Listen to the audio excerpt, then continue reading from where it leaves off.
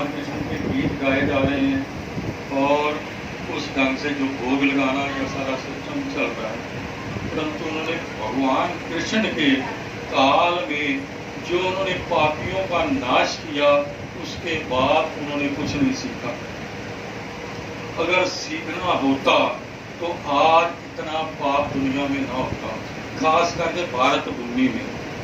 भारत भूमि में आप देख रहे हैं कि किस तरह से दुष्ट जो हैं सारे भारतवर्ष को खराब कर रहे हैं। यहाँ आम जनता का जीवन मुश्किल हो गया है, देवियों की इज्जत भी मुश्किल हो गई है और चैनें उतारी जा रही हैं और हर तरह के लोग यहाँ देशद्रोही भी इकट्ठे हो रहे हैं और देश को बहुत नुकसान हो रहा है। भगवान कृष्ण गीता में क्या कहते हैं, जब जब होता नाश कर्म का, पाप बहुत बढ़ जाता है, तब तब मैं लेता अवतार, करता हूँ पापियों का नाश और संतों का उद्धार और विश्व शांति पाता है। उन्होंने और इसका तात्पर्य ध्यानपूर्वक समझे और सब जो है गीता को नहीं पढ़ते, सिर्फ एक नकल के तौर पे भगवान कृष्ण का दिन मनाते हैं।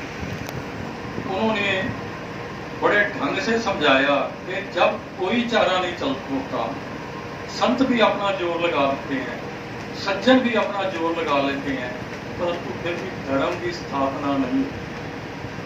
फिर भी यहाँ जो एक इज्जत रहनी चाहिए एक मनुष्य की या देवी की, वो इज्जत नहीं रहती और सब जगह हाहाकार, लुट सुट और मार धाड़ मची होती है। और जब कोई चारा नहीं होता है, अंत में एक माली क्या करता है, जब सारी फसलें बर्बाद हो जाएं, गंदे घास और जहरीले पौधे इकट्ठे हो जाएं, तो एक ही चारा है कि गोदी करके सब सफा करके और नए सिरे से स्थापना की जाए। और ये उन्होंने स्पष्ट कहा कि मैं सिर्फ धर्म की स्थापना के लिए मुझे आना पड़ता है। और बहुत लोग जो कहते हैं मेरे के ऊपर भगवान ही नहीं है, कंस ने भी यही कह दिया, हरनाकश ने भी यही कह दिया और उन्होंने अपनी पूरी योग माया के साथ जन्म लिया, क्योंकि वो समय ऐसा था कि सिर्फ उन्होंने धर्म की स्थापना के लिए कार्य करना। अपने बाल काल में उन्होंने कंस का नाश कर दिया, मार दिया। बाल काल में जो पूतना थी उसको मार दिया। बाल काल में एक जहरीला जो नाग था, इतना बड़ा नाग जो कई मीलों बड़ा था और जिसने सारी यमुना को जहरीला कर दिया था, उसका पानी पी के इंसान भी मरते थे, जानवर भी मरते थे, उन्होंने उनका भी नाश किया। तो ये सारी लीला उन्होंने बचपन में दिखाई। और फिर कोई चारा ना चला तो कुरुक्षेत्र के मैदान में पूरी सृष्टि का नाश कर दिया। आज भी आप कुरुक्षेत्र में जाएं, इतना नाश हुआ कि धरती आज भी लाल है। और सारी भारत में ये विदित है कि आज तक धरती लाल है, इतना खून बहा, परंतु हमने कोई लेसन। अब फिर उसी तरह बुराइयां, गंदगी और मार काट और धोखेबाजी मची हुई है, कोई लेसन नहीं सीखा। अंत में क्या होगा, जब बैलेंस कायम करने के लिए संत आते हैं कि बुराई इतनी ना बढ़ जाए कि आम लोगों का जीवन जीना मुश्किल हो जाए, उस बैलेंस को कायम करने के लिए वो अपनी पूरी कोशिश लगा देते हैं। और उन्होंने क्या लिखा, बुराई इतनी ना बढ़ जाए कि संतों का, सज्जनों का जीवन जीना भी मुश्किल हो जाए। तो आज भी लोग कहते हैं लेडीज स्लीपर से लेके और गहने पहन के नहीं चलती, परंतु यही भारतवर्ष था, रात को भी गहने पहनते थे, कोई कुछ नहीं करता। इसी भारतवर्ष में घरों को ताले नहीं लगते थे, ये भी इतिहास है। इसी भारतवर्ष में जैसे मनियारी की दुकानें हैं ना, वैसे हीरो जवाहरातों के बाजार है। कानून सख्त नहीं या कानून का पालन नहीं होता। मैं दुबई में गया, वहाँ हीरे जवाहरात और सोने की दुकानें हैं, कोई गार्ड नहीं है, खुलेआम सब बिक्री हो रही है, क्योंकि कानून सख्त है। जिसने किया तो धर्म की स्थापना के लिए हमेशा भगवान होते हैं। हम घर में माँ बाप भी ध्यान नहीं करते, माँ अपने पुत्र और पुत्री की मोह में इतने फंसे होते हैं कि बुरे को बुरा नहीं कहते और बुराई को दूर करने की कोशिश नहीं करते। और इसलिए भगवान ने अवतार दिया। और फिर अगर यह भारत में वही हाल हुआ, उनको फिर आना पड़ेगा। ये हम पर निर्भर करता है हम कितना बचाएं। रामायण काल में भी जब पाप बहुत बढ़ गए, साइंस भी वहां टॉप पे थी। आज वो लंका में पुष्पक विमान या एरोड्रोम भी मिल गया, जहाँ रावण के जो जहाज वहां और उनकी निशानी और टूटे हुए जहाज भी मिल गए। सारा कुछ इतना न्यूक्लियर वेपन, तीर की तरह वेपन होता है, चलता था। वेपन से करोड़ों अरबों जो है नाश हो जाता था। आग बरसती थी, एक बार में 1,00,000 2,00,000 सैनिक खत्म। तो वही हाल आज भी है।